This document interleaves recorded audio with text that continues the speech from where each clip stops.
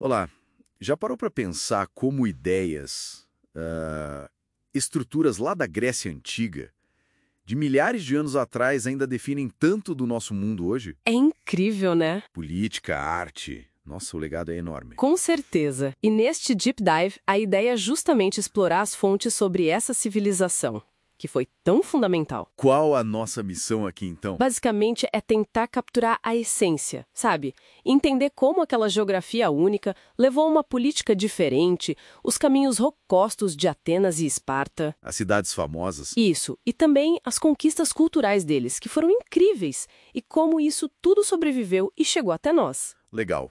Bom, vamos começar pelo começo. A geografia.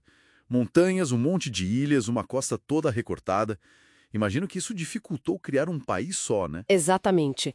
Essa geografia meio quebrada, digamos assim, foi o terreno perfeito para as polis. As cidades-estado. Isso. Funcionavam quase como pequenos países, cada uma com seu governo, suas leis, seu exército.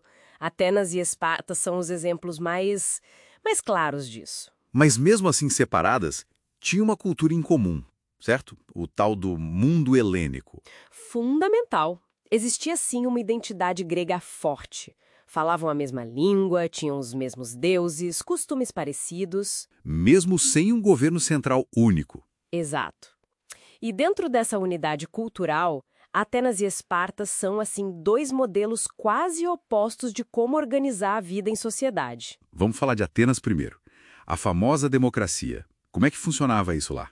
Então, eles desenvolveram o que a gente chama de democracia direta. Os cidadãos, homens, e só os homens livres, nascidos lá. Ah, importante essa parte. Sim, muito.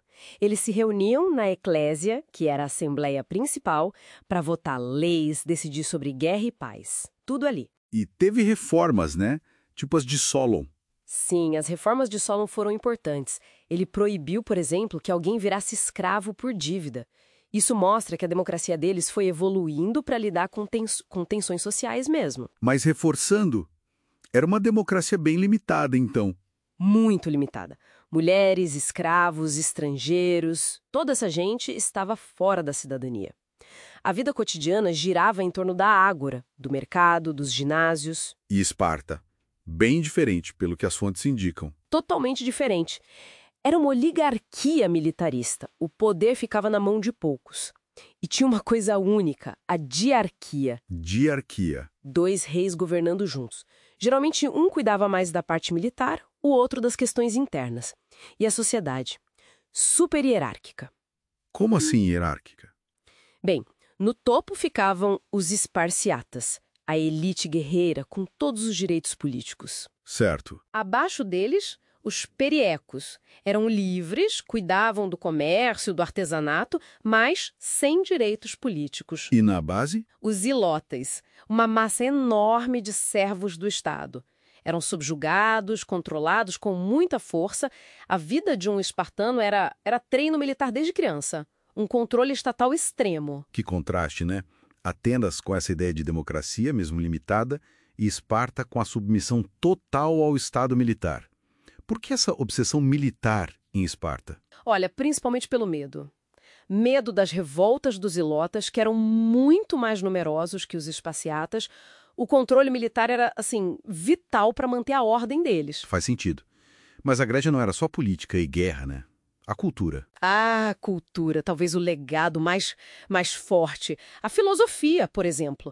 Aquela passagem do pensamento mítico para a razão, para tentar explicar o mundo. É onde entram Sócrates, Platão, Aristóteles. Exatamente. Sócrates, com foco no ser humano, na ética, aquele só sei que nada sei. Platão, que foi aluno dele, fundou a academia. Pensou sobre o mundo das ideias.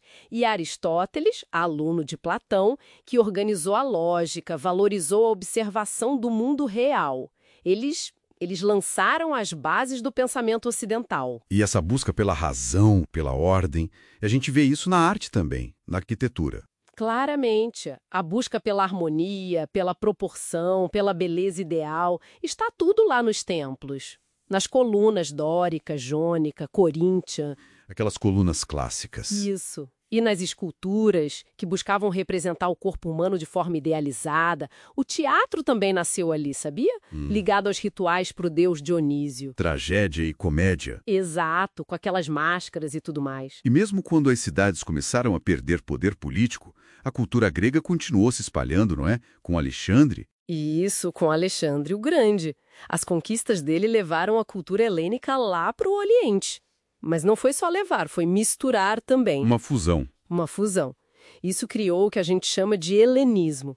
Cidades como Alexandria, lá no Egito, viraram centros dessa mistura cultural incrível. Mas antes dessa expansão toda, as próprias cidades gregas brigaram muito entre si. Sim, primeiro elas até se uniram, né?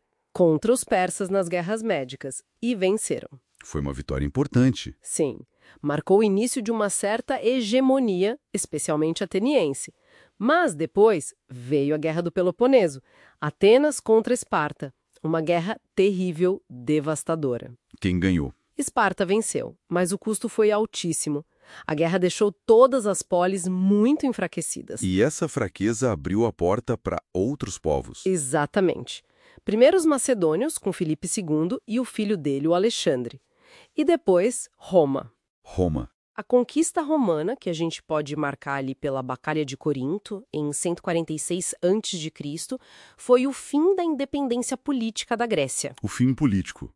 Mas a cultura sobreviveu, pelo visto. Esse é o ponto crucial.